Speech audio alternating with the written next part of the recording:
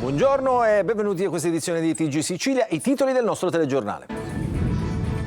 Caldo e afa in Sicilia orientale, allerta rossa per le alte temperature vicine ai 40 gradi già nelle prime ore della mattinata e destinate ad aumentare. Il picco è previsto per domani a Catania, Caltanissetta, Enna e Messina.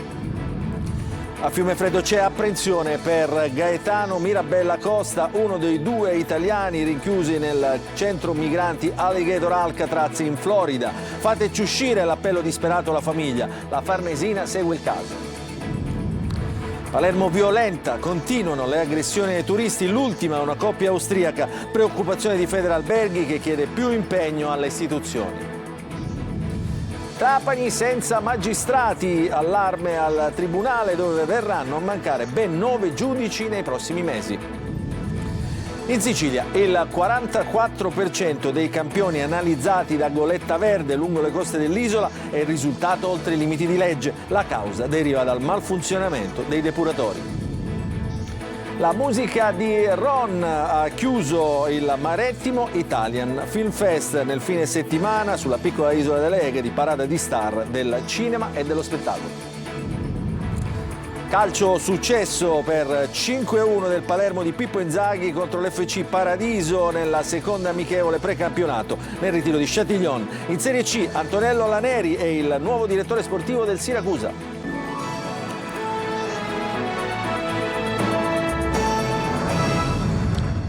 Ancora buongiorno, lo abbiamo annunciato nei giorni scorsi e dalle prime ore di questa mattina le temperature in Sicilia orientale hanno superato già i 35 gradi in diverse località, ma il vero picco del caldo è previsto nelle prossime ore, soprattutto sul versante orientale, nell'entroterra. Allora vediamo come affrontare queste giornate torride nel servizio di Emanuela Corsi.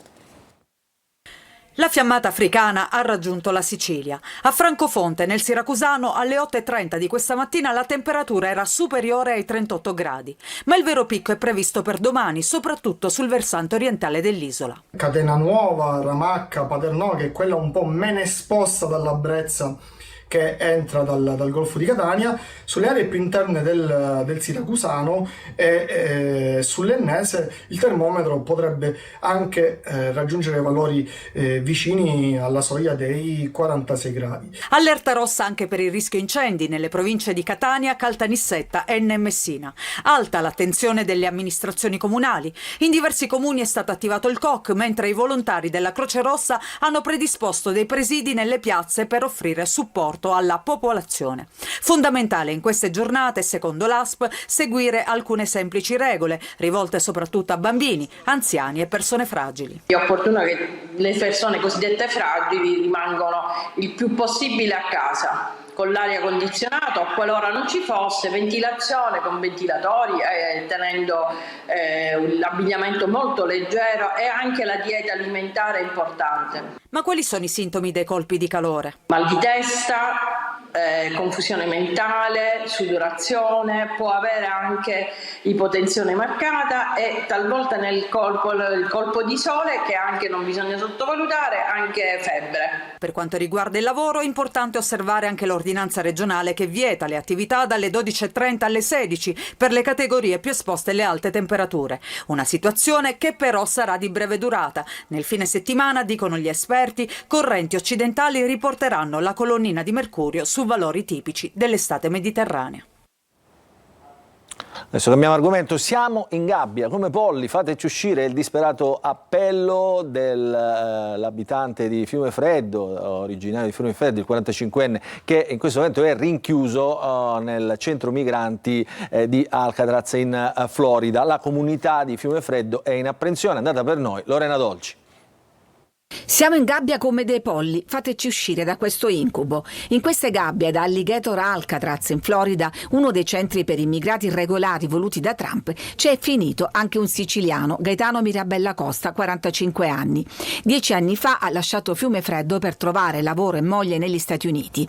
Il sogno americano che si trasforma in incubo. Denunciato per violenze dall'ormai ex moglie e per detenzione di droga, finisce in carcere 6 mesi, per poi essere trasferito in questa struttura in attesa attesa di espulsione. Tutto attorno paludi infestate da alligatori. Il suo appello al TG2: siamo 32 in cella, i bagni aperti, nessun colloquio con avvocato giudice, non so nemmeno che reato ho commesso. La madre Rosanna riferisce che l'hanno portato in catene mani e piedi. L'unica cosa positiva è che ha la possibilità di parlare al telefono. Fino a prima di partire per l'America, Gaetano Mirabella abitava qui in queste case alle mie spalle, in una frazione di Fiumefreddo, la frazione Liberto, dove ancora tutti lo conoscono. Penso che non è una cosa tanto normale. Lo conosco a Gaetano da una vita, abitava qua sotto, siamo stati vicino di casa da tanti anni. Dispiace, auguriamo che le istituzioni facciano qualcosa per poterlo almeno rientrare. Forse gli americani ci vanno pesante con queste cose, non so, in Italia è tutto al contrario. Io sono stato professore di Gaetano, ho un bellissimo ricordo di Gaetano, un ragazzo in gamba, veramente determinato in quello che faceva e che fa, presuppongo. Lei cosa insegnava? Educazione fisica, e Gaetano era bravo. Molto bravo. Il suo avvocato ha denunciato violazioni dei diritti umani e ha presentato appello. La Farnesina segue il suo caso e quello di un italo-argentino, Fernando Eduardo Artese, entrambi in attesa di rimpatrio. Mi sa ricogli presto. Dopo il 19enne Antonio Russo è morto anche il secondo giovane coinvolto a Carini, in provincia di Palermo, in un incidente stradale che si è verificato in Corso Italia. Giovanni Lococo, di 22 anni, è stato trasportato la notte di venerdì scorso in ospedale in gravissime condizioni. I due erano a bordo di uno scooter Yamaha T-Max ed erano finiti contro il marciapiede dopo aver perso il controllo del mezzo. E restiamo a Palermo, ancora aggressioni ai turisti, una coppia di austriaci picchiata da un gruppo di palermitani, episodi su episodi. Federalberghi Palermo dice in molti sono ignari di questo problema della sicurezza in città e chiede aiuto alle istituzioni. Il servizio di Marco Gullà.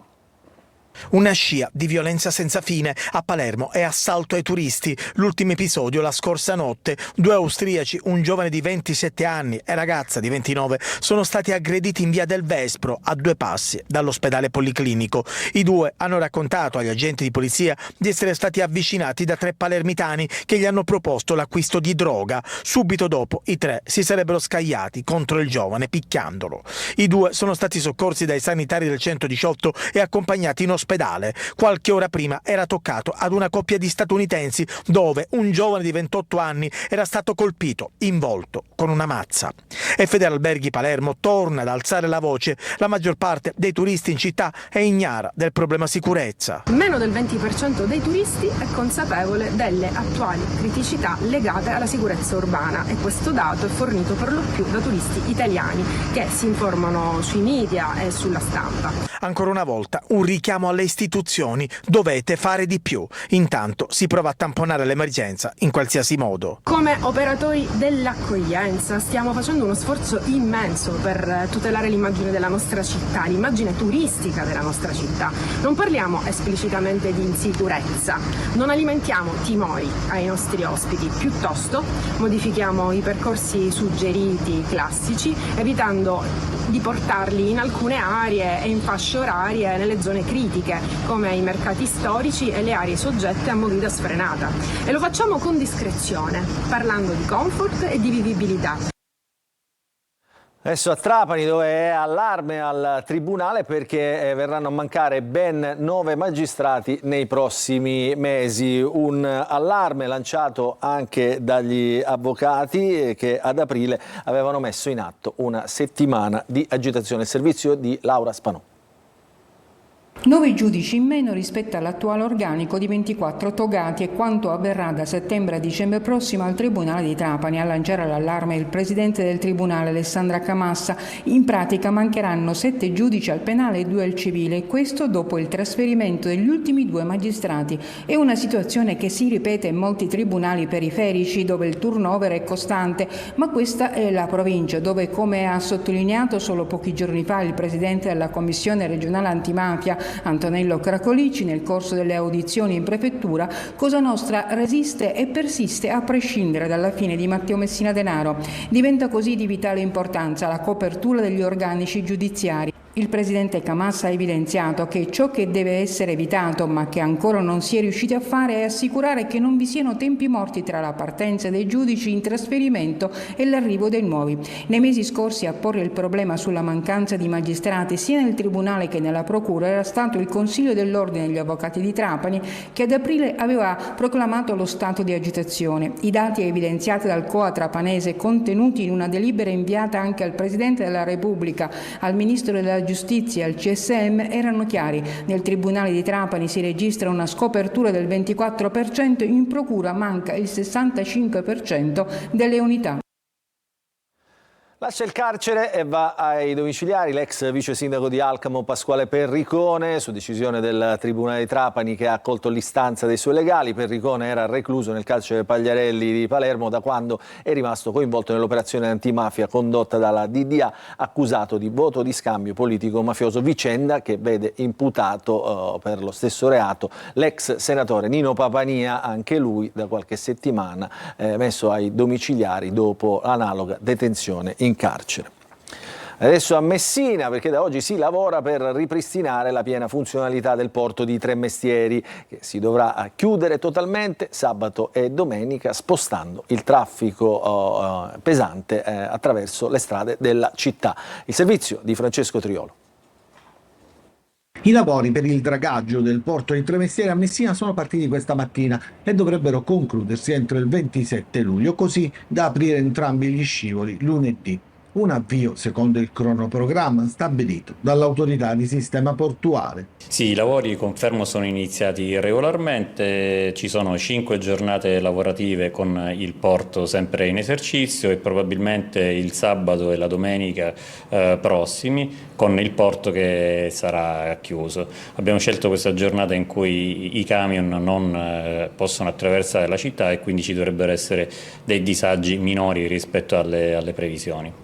Ci sono da rimuovere 26.000 metri cubi di sabbia che hanno bloccato uno degli 2 scivoli esistenti, dimezzando di fatto l'operatività del porto dal quale partono i mezzi pesanti. Ad eseguire i lavori ci sta pensando la Draga Giuseppe Cucca, arrivata ieri già stamattina all'opera. Ci sarà la necessità di chiudere il porto e questa avverrà nelle giornate di sabato e domenica prossimi, così da spostare meno tir possibile al porto storico, quello da cui partono e arrivano anche le auto. In un weekend di luglio non è una roba da poco, per questo in prefettura a Messina si è approntato anche un piano viario d'eccezione. Adesso vi raccontiamo la storia di Roberto, il beniamino di Largo Podgora a Catania, senza tetto da quasi 20 anni, si occupa di mantenere pulita e ordinata la piazza e con lui c'è sempre l'inseparabile Zanna, il servizio di Tonino De Mana. A mani nude a rimuovere le erbacce, da solo, anzi no, con l'inseparabile Zanna, che nel frattempo si divora un osso. Lui è Roberto, originario di Acireale, 58 anni, 19, stabilmente vissuti a Largo Podgora, in pieno centro a Catania. Oggi ha iniziato di buon mattino. L'obiettivo, rendere accogliente questa piazzetta ed evitare che le erbe infestanti abbiano il sopravvento sulle piante. Ogni tanto si ferma, il caldo si fa sentire, poi di nuovo a capo chino, ma senza perdere di vista Zanna. E ora sta mangiando l'osso perché la mattina ha sentito questo camion con l'osso e lei si mangia l'osso. Lei si mangia l'osso e io mi faccio la pezzetta bella pulita. Ma tu immagina che questo filmato lo dovesse vedere il sindaco di Catania? Ma non ci credo. Poi se il sindaco vede questo filmato, il mio desiderio è di avere un posto di lavoro in campagna, anche se vivo in strada, non mi interessa, importante che ho un posto di lavoro. Dorme in tenda Roberto, rifiuta il dormitorio ed il perché è subito spiegato. Io vado a dormire per un letto e poi lascio a dormire il mio cane nella strada? No, noi siamo 2 calamite, camminiamo insieme, mangiamo insieme e lei mi fa ridere e mi fa stare bene. È il beniamino di Largo Podgora, chi porta vestiti, chi porta da mangiare per lui e per Zanna. Adesso abbandonato, ben venga se questo signore si occupa a togliere tutta questa porcheria che c'è. Per me mi fa benissimo. Intorno alle 10:30 ecco arrivare un furgone di Catania Multiservizi e qui per raccogliere l'erba sfalciata e lasciata ordinatamente sull'aiuola. Ora il lavoro di Roberto può dirsi compiuto insieme alla sua buona azione. E complimenti a questo Roberto. Tappa in Sicilia invece a Porto Empedocle per Goletta Verde, l'imbarcazione di Legambiente che monitora la qualità del mare italiano. I dati evidenziano criticità lungo diversi tratti della costa siciliana. Il servizio di Davide Sardo. Il mare siciliano continua a lanciare segnali preoccupanti. A rilevarlo è Goletta Verde, l'imbarcazione di Legambiente impegnata nel monitoraggio della qualità delle acque lungo le coste italiane. Nel corso della tappa di Agrigento sono stati presentati dati relativi ai prelevi effettuati tra la fine di giugno e i primi di luglio. In tutto sono stati campionati 25 punti, 16 in mare aperto e 9 in prossimità di scarichi, foci di fiumi o torrenti. Il risultato? Il 44% dei campioni è risultato oltre i limiti di legge. Solo 14 sono risultati nella norma, mentre 11 hanno evidenziato problemi legati alla scarsa depurazione, 2 classificati come inquinati e ben 9 come fortemente inquinati. Nella costa trapanese abbiamo sui 4 punti prelevati 3 addirittura risultano inquinati e 2 fortemente inquinati. Quindi insomma c'è la necessità su quell'area di intervenire in maniera molto più efficace. Ma il dato che noi vogliamo anche rilevare è che c'è la necessità di dare maggiori informazioni ai cittadini sullo stato di balneazione. Nell'80% delle foci che abbiamo attenzionato non c'erano cartelli di divieto di balneazione. Un bilancio che conferma quanto sia urgente investire in sistemi di depurazione efficaci e nella tutela dell'ambiente marino, risorsa preziosa per la salute, l'ecosistema e l'economia dell'isola. La Goletta Verde riprende il suo viaggio, ma il messaggio resta: il mare siciliano va protetto, oggi più che mai.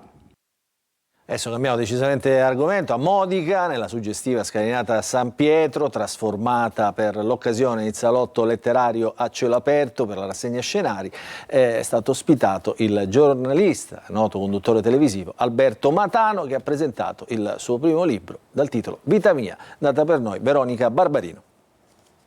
Un omaggio alla Sicilia e alla città di Roma, dagli anni 90 ad oggi, e l'amore senza etichette. Con la voglia di raccontarsi davanti a una gremita scalinata della chiesa di San Pietro a Modica, il giornalista e anchorman Alberto Matano ha presentato il suo primo libro Vita mia, un romanzo apparentemente autobiografico in cui il protagonista Rocco arriva a Roma per studiare giurisprudenza, lasciando alle spalle Siracusa, una fidanzata e un'azienda di famiglia.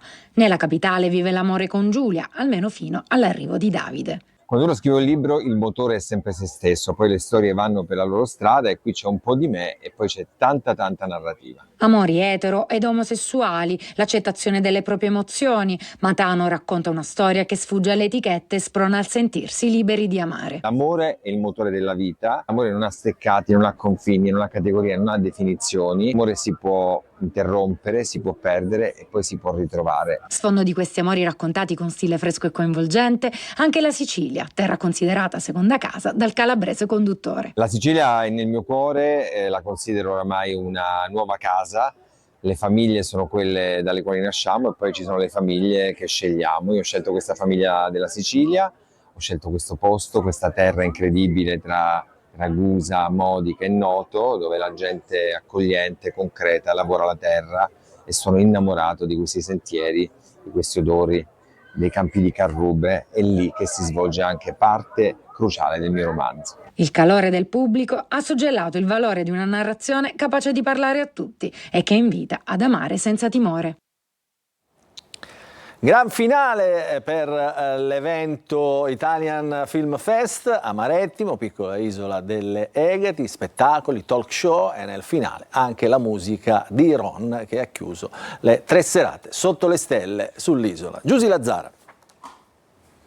Proiezioni, spettacoli e talk show per l'evento estivo di Marettimo Italian Film Fest che ha chiuso in bellezza con la musica di Ron.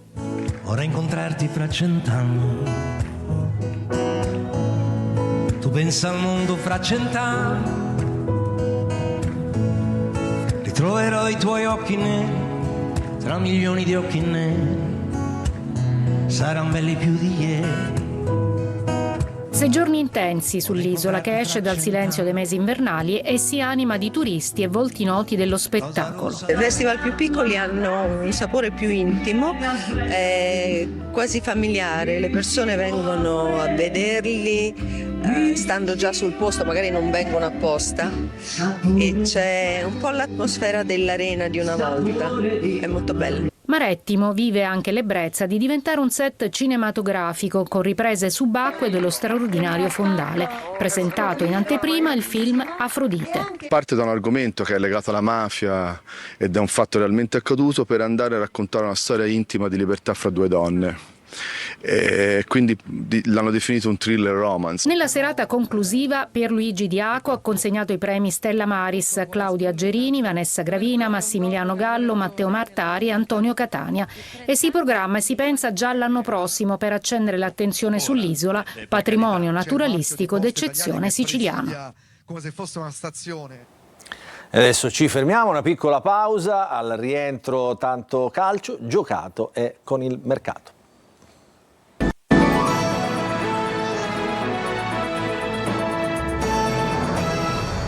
Entriamo in diretta nella seconda parte del nostro telegiornale, apriamo la pagina del calcio. Vince e convince il Palermo di Pippo Inzaghi nella seconda amichevole stagionale. Ha vinto per 5-1 contro una formazione svizzera, il servizio di Marco Gullà.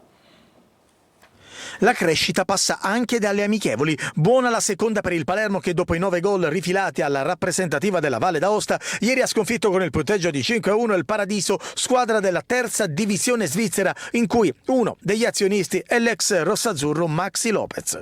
Un test sicuramente più attendibile rispetto al primo. Pippo Inzaghi ha schierato 2 formazioni diverse e i passi di crescita, seppur graduali, sono già visibili. Il Palermo l'ha sbloccata subito con Ceccaroni, poi 2-0 di Ledo Aron, tra i migliori. Nella ripresa segna la formazione svizzera, ma il Palermo non si ferma e segna con Di Francesco, Corona e nel finale il sigillo di Brunori. Una partita tosta, però grandi miglioramenti, come era normale che sia, le gambe un po' appesantite, però grande volontà, grande impegno. Mi sono piaciuti tutti, abbiamo fatto anche secondo me ottime cose con la palla, anche se chiaramente non abbiamo velocità. Però cercano di fare tutto quello che proviamo, anche le pressioni. No, sono molto soddisfatto anche perché la partita era tosta. Mercato, Palumbo dopo le visite mediche si aggregherà ai suoi nuovi compagni. L'altro colpo che i rosanero sperano di chiudere è Bani, difensore del Genoa, ma qui la situazione è più complicata a causa delle resistenze del club ligure. Il difensore spinge per il trasferimento al Palermo, i liguri propongono il rinnovo e non abbassano le pretese rispetto agli oltre 2 milioni di euro richiesti in partenza. Ripresi a Norcia gli allenamenti del Catania, mercato per ora in attesa, mentre in casa Trapani il presidente Antonini potrebbe regalare 2 colpi alla squadra granata, il servizio di Francesco Triolo. È una giornata di lavoro duro, quello di oggi per il Catania nel ritiro di Norcia. La squadra ha ripreso gli allenamenti con una doppia seduta, la prima della seconda settimana di lavoro. Si pensa al campo, ai stand-by c'è tutto il resto, a cominciare dal mercato, anche perché questi per il direttore sportivo Ivano Pastore e il tecnico Mimmo Toscano sono anche giorni di valutazione. Si guarda cosa c'è in casa prima di tutto e poi magari si decide dove intervenire. Esclusi quelli a cui è già stato comunicato che non fanno parte del progetto di Toscano, c'è qualcuno del gruppo che potrebbe ritagliarsi uno spazio importante. È il caso di Cicerelli, lo scorso anno alla Ternana, che poi non ha effettuato il riscatto e quindi è tornata alla base una pedina che si sta rivelando potrebbe essere più utile che mai nella prossima stagione. Pastore e Toscano lo stanno osservando molto da vicino e lui sembra convincere l'area tecnica del Catania. Questa dovrebbe essere anche la settimana della prima uscita dei rossazzurri, ma non è detto che sia mercoledì contro i dilettanti del Trodica. Il programma infatti potrebbe subire qualche variazione. Anche il Trapani fatica, lo fa nel ritiro di Troina, dove i Granata stanno preparando la prossima stagione, in cui partiranno con una penalizzazione di 8 punti. La rosa è stata praticamente rivoluzionata, con 15 arrivi, gli ultimi Canotto, un ritorno e l'attaccante ormai ex Torres Fischnaller. I 2 sono in ritiro da sabato, ma il presidente Antonini potrebbe ancora regalare almeno un paio di colpi sul mercato. A Siracusa invece è stato ufficializzato il nuovo DS, si tratta di Antonello Laneri, ad annunciarlo è stato il patron Ricci, che ha fatto il punto della situazione in vista della prossima stagione agonistica. Sentiamo l'intervista di Francesco Aloi. Abbiamo avuto la fumata verde, perché la fumata bianca a Roma per il Papa, blu quando abbiamo vinto il campionato, azzurra, e oggi verde perché il colore poi insomma di Siracusa e Santa Lucia. Quindi sì, bentornato Antonello. Antonello insomma, è una figura importante nel panorama calcistico siciliano e nazionale. Grandissima esperienza, è un ritorno a casa, è circa un mese che lavoriamo insieme quotidianamente, quindi credo che abbiamo fatto la scelta migliore per poter portare avanti il nostro progetto. Ci auguriamo che l'annuncio del direttore insieme ai prossimi ragazzi che arriveranno qua a Siracusa possa dare un'ulteriore spinta a questi 1352 che sono già abbonati fino ad oggi, che voglio ringraziare veramente personalmente a nome di Siracusa e anche a nome mio personale. Col direttore e col mister e con lo staff ripeto, un mese che stiamo lavorando a tutta una serie di nomi importanti. Non abbiamo mai avuto fretta di chiudere giocatori l'indomani, perché alla fine chi fa le cose con la fretta poi non c'è un quadro chiaro di quello che deve fare. Abbiamo prima preferito procedere con i rinnovi, inserire qualche giovane e in settimana iniziamo a fare poi mercato, però ricordo che il mix sarà sempre tra giovani, rinnovi e giocatori di categoria. Questa è l'ultima notizia, il nostro telegiornale finisce qui, vi ricordo che l'informazione su Antenna Sicilia ritornerà questa sera alle 20. Allora, grazie per averci seguito, buon proseguimento di giornata a tutti.